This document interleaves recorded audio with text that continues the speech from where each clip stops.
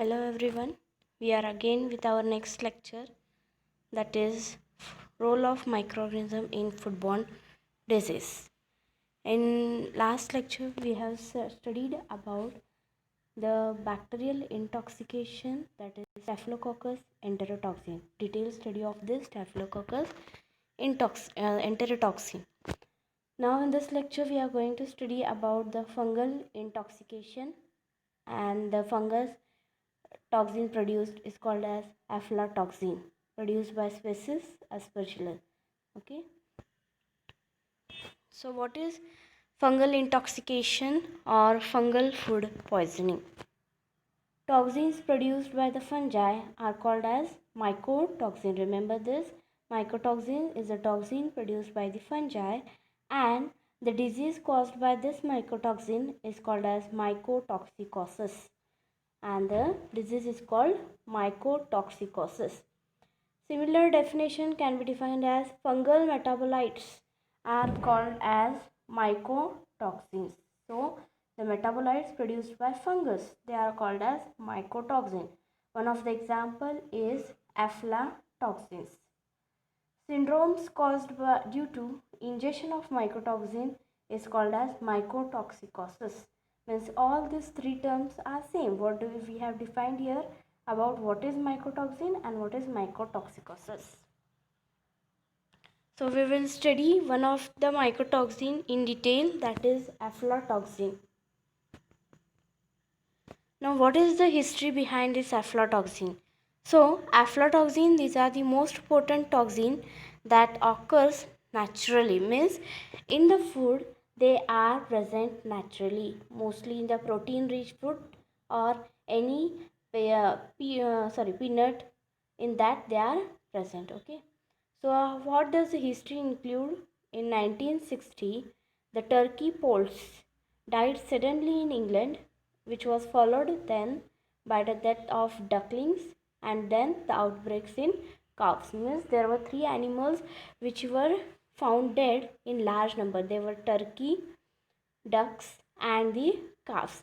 The major reason behind the death of these animals was that the Brazilian peanut meal as a part of animal feed. Means all these animals, they were given a feed which was containing peanut meal, and because of this peanut meal these animals were found dead.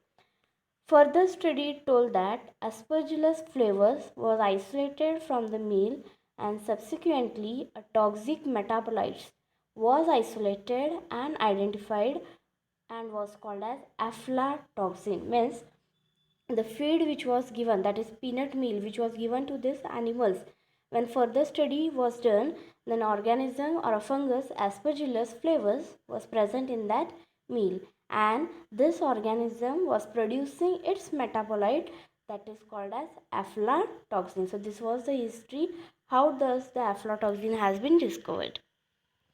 Next is, which are the organisms producing the aflatoxins? So there are two major strains which produces the aflatoxin. One is Aspergillus flavus and another is Aspergillus parasiticus. So Aspergillus flavus, it produces a metabolite or a toxin called as B1, and Aspergillus parasiticus, it produces the metabolite or a toxin B1 and G1. Now the temperature for the production of aflatoxin is 25 to 40 degree Celsius, and water activity of this organism is 0.85.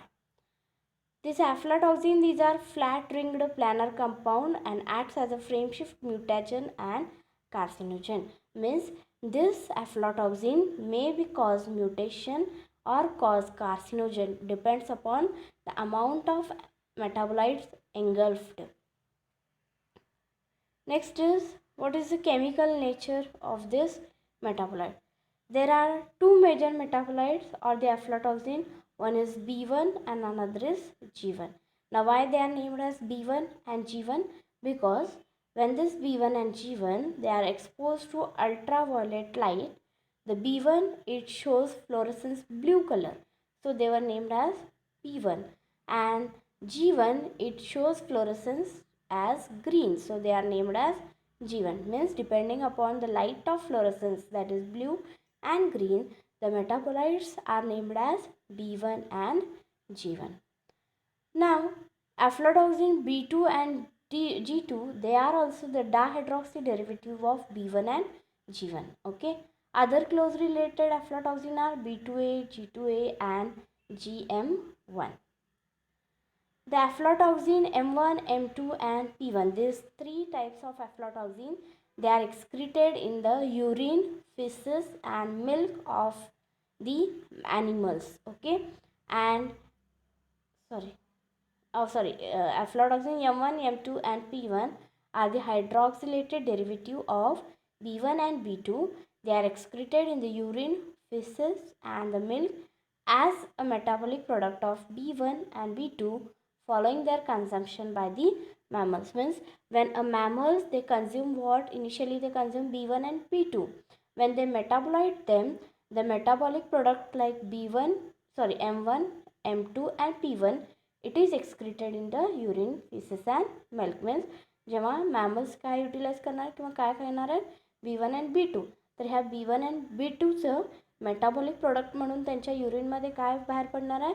M1, M2 and P1. So these are the metabolic product of B1 and B2. They all are highly oxygenated heterocyclic compound. So this is the structure of aflatoxin. This is B1, B2, G1, G2, M1, M2, G2A, G2B. Okay. Now how much it is toxic? Okay. So toxicity, aflatoxin B1, it is most toxic of all the metabolites or the toxin. It is toxic to various animals like guinea pig, cats, chickens, monkey, rabbits and many more, and carcinogenic to rats, fishes, mice. When a cow, it is fed on the aflatoxin, okay, or it is given a feed containing aflatoxin, then in its milk it excreted M1 and M2. म्हणजे जेव्हा काऊला असं feed दिलं ज्याच्यामध्ये काय present आहे? aflatoxin. Mostly B1, B2च असतात आणि त्याच्या मिल्कमध्ये आपल्याला काय फाइंड आउट मिळालेलं आहे? M1 and M2. That is when cow eats a feed containing aflatoxin, then in its milk we found aflatoxin M1 and M2. Means these are naturally present. M1 and M2, these are less toxic than the parent B1 and B2. M1 has also been detected in the urine of Philippine woman.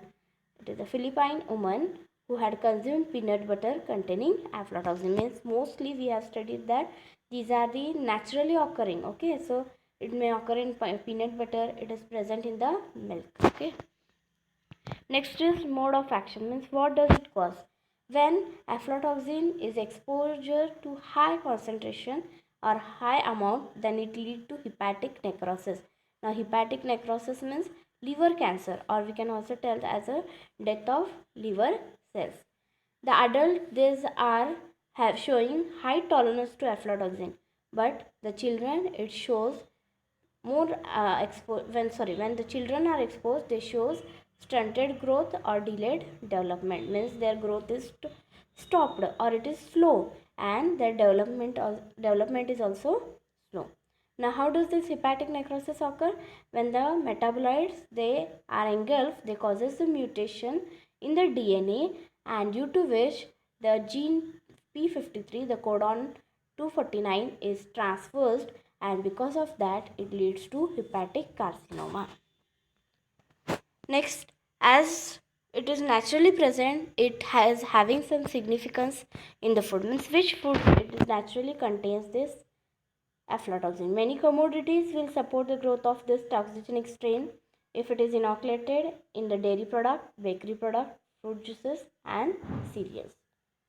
The growth of toxigenic strain and elaboration of aflatoxin, it occurs following the harvesting or formulation of product. Means during the product formulation and during the harvesting, such growth of toxigenic compound is allowed. Mostly it is present in peanut, cotton seed, corn.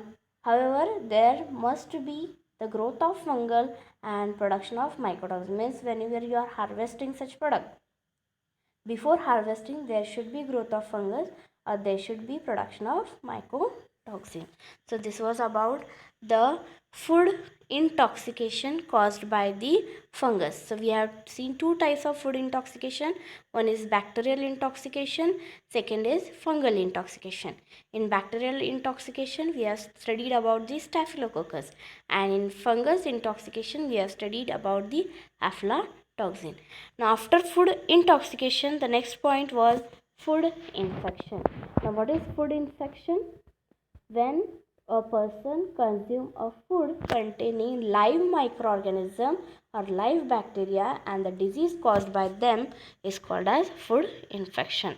So in food infection, we are going to study about the salmonellosis. This salmonellosis is a result due to ingestion of viable cells of members of genus Salmonella. The frequently occurring disease or foodborne illness is the salmonellosis. It is related to their pathogenetic in animal or human. Means the member of Salmonella depends upon this pathogenicity. For example, Salmonella typhimurium, it causes typhoid in mice, and whereas Salmonella typhi, it causes the typhoid in humans. Now, what is the character of the organism? They are gram-negative, short rods, motile, non-sporulating, non-capsulated, and utilize the glucose with gas production. The optimum temperature for its growth is 37 degrees Celsius. pH required is 4.1 to 9. Water activity is 0.93 to 0.95. Possibility of infection depends on, now the infection is the possibility of infection is depending upon strength of organism, means how much the pathogenic the organism is. Next, resistant power of an individual, means how much the individual is resistant to that foodborne infection, and the number of bacteria ingested from that food. Sometimes, though the number of organism is more, but the food, it doesn't show any change in color, odor or taste of that food. Now the source or the next point is food involved. It is same, means the organism is present mostly in the human being and animal, in cats, dogs, swine, it is swine, cattle, in poultry food, eggs, turkey, ducks, chicken, meat and fish. And the food involved in the salmonellosis is meat, poultry, unrefrigerated food for a long time, milk and milk products, several sausages, sandwiches, fish and seafood. All these are involved in causing the growth of salmonella and thus resulting in salmonellosis. Now, the incubation period for the organism is 12 to 36 hours, and symptoms may vary depending upon the number of organisms ingested. And this disease is rarely fatal, means not too fatal. And when the salmonellosis occurs, the symptoms behind this salmonellosis are high body temperature, weakness, chills, greenish liquid in excrement, that is fecal, next vomiting, severe abdominal pain and nausea. So these are the symptoms of salmonellosis. Now what are the conditions so that the disease may occur? So the food should be contaminated with salmonella with considerable growth of 8 means the food which contains the salmonella is not only enough. The growth of the salmonella should be more, or the number of salmonella or that organism should be more in that food so as to cause the outbreak, and that organism should be present in the viable form. Next is how do you will prevent the disease or the foodborne infection. So very simple or very basic prevention measures are use of sanitary condition during handling of food, means wash your hand properly with soap, don't touch the food with your dirty hands, cook food thoroughly and avoid eating raw food. Raw food may contain the bacteria. If we cook it thoroughly, they may get killed. And protect the food from insects. So because they travel from different, or they may travel many organisms from one food to the another. So these are the basic prevention measure to avoid the salmonellosis. So in this lecture we have completed our next point, that is role of microorganism in foodborne disease. And two types of foodborne disease we have seen. One is food poisoning, that is food intoxication, and second is food infection. In food poisoning, we have seen 2 points: bacterial intoxication by Staphylococcus and fungal intoxication by Aspergillus. And in food infection, we have seen one disease, that is salmonellosis caused by Salmonella. So in your next lecture, we will study in detail of our next point. Thank you.